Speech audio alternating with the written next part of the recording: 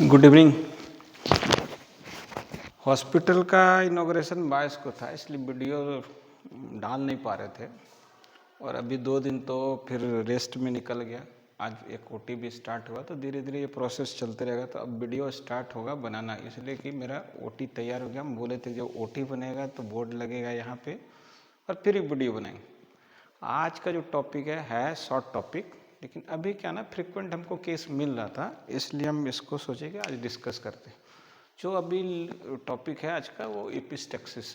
Epistaxis को आप जो बोलचाल की भाषा में उसमें बोलते हैं नाक से जो ब्लीडिंग हुआ या नेजल ब्लीडिंग आप बोल सकते हैं। तो एपिस्टेक्सिस अभी क्यों रिलेवेंट है हम इसको आएंगे बाद में, क्योंकि इसका जो कॉजेज है उसमें एक ये भी है, तो उसमें हम आते हैं।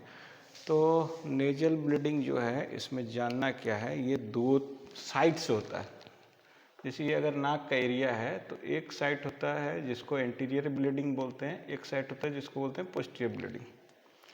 एंटीरियर ब्लीडिंग जो है ये मोस्ट कॉमन है और ये लेस कॉमन है। मोस्ट कॉमन इसको क्या ना एक्चुअली यहाँ पे बहुत सारा वेसल्स का ना ये प्लेक्सस है। प्लेक्सस मतलब जहाँ एक जगह बहुत सारा वेसल्स मिलता है उसको प्लेक्सस बोलते हैं।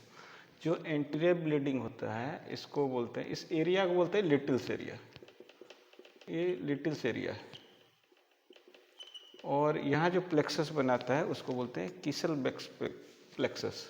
और ये जो है इसको बोलते हैं वुडरप्स प्लेक्सस। और ये पोस्टीरियर ब्लीडिंग यहाँ पे जो लेस कॉमन है। तो जो नाक का जो आपका सेप्टा है जो एंटीरियर और इन्फीरियर मोस्ट है, वो एरिया जो है आपका लिटिल्स एरिया है।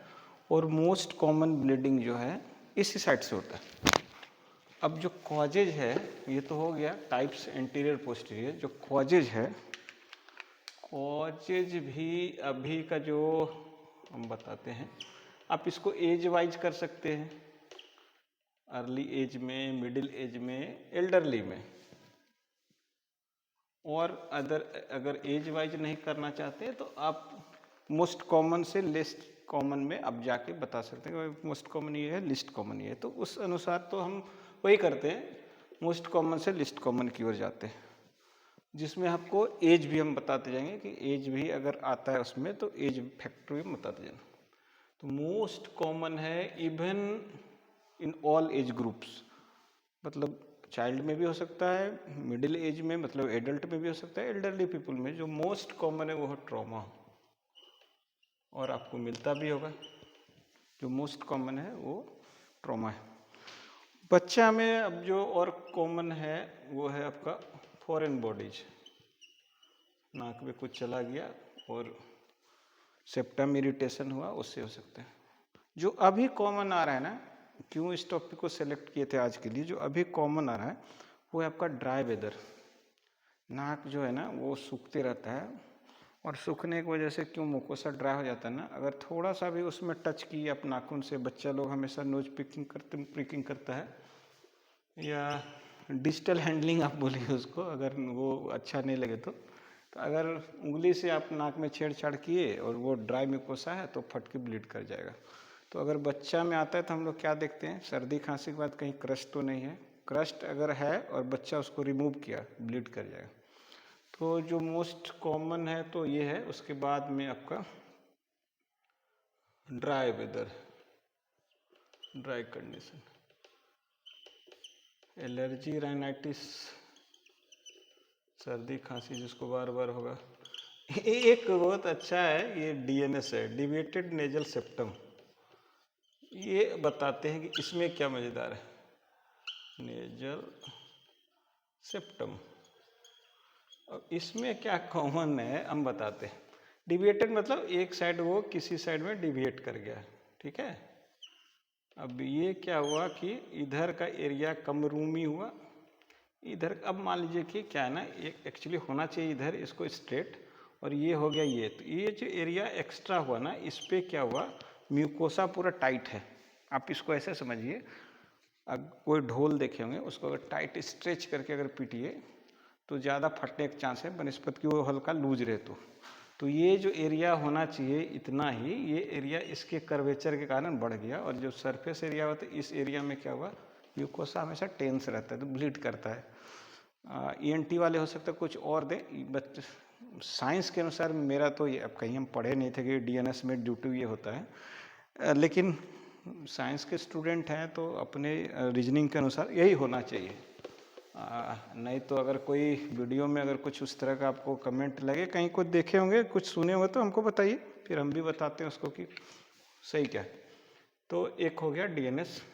और जो 8 to 16-15 ईयर्स में जो कॉमन है, ये है आपका कोगुलोपैथी, फैक्टर्स डिफिशियंसी, आपका जो क्लॉटिंग फैक्टर है उसका डिफिशियंसी, फैक्टर 8 है या और भी जो फैक्टर है वो तो फैक्टर डिफिशियंसी से हो सकता है। तो और जो कॉमन है वो बताते हैं, लेकिन एल्डरली में अगर आएंगे, और बहुत सारा अब तो उस तरह का नेजल सेप्टा का डिजीज नहीं है, जैसे म्यूकरमाइकोसिस था, राइनेक्टिस सिका था, ट्यूबरकुलोसिस था, सिफिलिस था, ये सब अब उतना कॉमन है नहीं, तो उस पर हम नहीं जाएंगे। अब आते हैं एल्डरली पीपल में। अगर एल्डरली पीपल में अगर देखिएगा तो मोस्ट कॉमन है HTN, मतलब हाइपरटेंशन।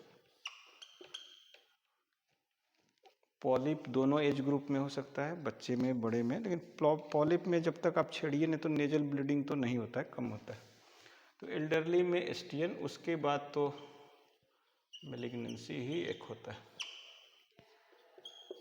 और अगर देखेंगे जो अदर कॉजेज हैं उसमें ड्रग का हिस्ट्री आपको देखना है कि कोई एंटीकोगुलेंट या प्लेटलेट इनहिबिटर या एनसेट्स कोई, या लोकल स्टेरॉइड तो रेगुलर नहीं ले रहा है। तो ड्रग्स में क्या हुआ, एंटीकोगुलेंट, एनसेट्स अगर आप ले रहे हैं, और जो लास्ट में बोले लोकल स्टेरॉइड। तो ये आपका जो कॉमन कॉजेज था, मोस्ट कॉमन से लिस्ट कॉमन। एज ग्रुप भी हम इसमें बता दिए, एल्डरली में मोस्ट कॉमन है आपका हाइपरटेंशन, देन मैलिग्नेंसी, बच्चे में आपका फॉरेन बॉडी नेजल ट्रॉमा। अब बीच में मिडिल एज में मोस्ट जो कॉमन कॉजेज था हम उसको आपको बता ही दिए। अब इसमें आप ट्रीटमेंट क्या करेंगे, ट्रीटमेंट करेंगे, अगर ट्रीटमेंट जाइएगा तो पहले कॉज जानना है कि कॉज क्या है। मान लीजिए कि अगर एल्डरली है और कॉज आपका हाइपरटेंशन है, तो पेशेंट को पहले क्या करेंगे, देखिए लिटिल्स एरिया जो है अभी बताते हैं। लिटिल्स एरिया क्या है, आपका एंटीरियर और इन्फीरियर है, हमेशा ये ग्रेविटी वाला एरिया है। कोई भी ब्लड वेसल्स अगर वहाँ पे है, प्लेक्सस है, तो ग्रेविटी के कारण हमेशा ब्लीड करेगा। अगर आप इस तरह का सर झुका के बैठे रहेंगे तो ब्लीड करते रहेगा। तो आप हमेशा पीछे की ओर कीजिए। अब कहीं कुछ कुछ कंप्लेन आता है क्या ना, कि मुंह से ब्लीड आ गया, कर गया, मुंह में ब्लड आ गया, ज़्यादा ब्लीडिंग है, एक्चुअली वो ट्रिकल करके पीछे जाता है, तो कभी कभी लगता है कि नाक मुंह दोनों से आ रहा है, तो कन्फ्यूज कर जाते हैं लोग। तो थोड़ा सा पीछे अगर हेड करके रखते हैं। दूसरा क्या है, क्योंकि ये जान रहे हैं ये प्लेक्सस है, अगर इसको आप पिंच करके रखते हैं, पिंच करके रखते हैं, तो अब होता है क्या, पिंच करके रखने के बाद ना 5 मिनट में आप उसको बार बार हटा के देखिएगा, आपसे ना रहा नहीं जाएगा। आप सोचिएगा अच्छा देखते हैं, अब ब्लीडिंग बंद हुआ, अब ब्लीडिंग बंद हुआ। लेकिन कोशिश करना चाहिए कि जितना मैक्सिमम आप रख सकें उसको आप प्रेशर देके रखिए। दूसरा क्या है, अगर आपके पास कोई मेडिसिन नहीं है तो आप क्या कीजिए, इसको प्रेशर देके रखिए, और आइस पैक जो है ना उसको सटाते रहिए। उससे क्या होगा, भासो कंस्ट्रिक्शन होगा, जो वेसल ब्लीड कर रहा था वो छोटा हो जाएगा, सिकुड़ जाएगा, ठीक है। तो भासो कंस्ट्रिक्शन होगा। तो ये लोकल आप कर सकते हैं विदाउट एनी मेडिकेशन। अब अगर डॉक्टर का हम बोलते हैं कि डॉक्टर लोग क्या करते हैं, तो पहला वही है कॉज ऑफ, आप जानिए कि क्या कॉज था, तो कॉज को ट्रीट करना। जैसे अगर BP का पेशेंट है, छोड़ दिया और अचानक ब्लीड किया, तो आप उसका हाइपरटेंशन जो है उसको कंट्रोल कीजिए। मैलिग्नेंसी है तो उसको देखिए, अदर कोई साइट्स है जहाँ से वो मेटास्टेसिस था, लोकल देखना है, आपका मैक्जिला देखना है, चिक देखना है, लिम्फ नोड देखना है, आप पूरा जो है हेड एंड नेक एग्जामिन कर लीजिए। तो कॉज आपको पता चलना चाहिए। बच्चे में अगर फॉरेन बॉडी है तो पहले तो फॉरेन बॉडी निकालिए, फिर उसको जो बताएगी प्रेशर दीजिए, उससे नहीं हुआ तो लोकल आप, जैसे अभी एक बोट्रोक्लोट आती है, आप लोकल इसको 10 बूंद 15 बूंद देके प्रेस करके रखिए, अगर स्मॉल ब्लीड होगा तो बंद हो जाएगा। अब अगर ये नहीं हो रहा है तो क्या कीजिए, इंजेक्शन आपका आता है एड्रेनलिन का, ये भासो कंस्ट्रिक्शन कराता है। एक एम्पूल लीजिए, डाइल्यूट कर दिए NS 5 से 10 ml में, और इसको गॉज पैक में बना के उसको अच्छे से पैक कर दीजिए। पैकिंग आपका टाइट होना चाहिए। ये हुआ। IV आप ट्रेनेक्सा दे सकते हैं या क्लॉट, जो आप दे सकते हैं, ठीक है। और इसको अच्छा से अगर पैक कर दिए तो ब्लीडिंग रुक ही जाती है। अगर नहीं रुकती है तो फिर आप ENT को रेफ़र कीजिए, हो सकता है कि अदर इंटरवेंशन करना हो, कॉटरी करना हो, तो फिर आप उसको एज अर्ली एज आप उसको रेफ़र कर दीजिए ENT के पास। तो ये छोटा टॉपिक था एपिस्टैक्सिस का, रिलीवेंट था अभी के समय के अनुसार, मतलब वेदर के अनुसार, हॉट वेदर है, ड्रायर है, तो इसके लिए। तो अब रेगुलर कोई ना कोई शॉर्ट टॉपिक पे वीडियो बनते रहेगा, तो अगर अच्छा लगे तो चैनल को सब्सक्राइब करते रहिए, लाइक मारिए, कमेंट मारिए। Thank you, keep watching.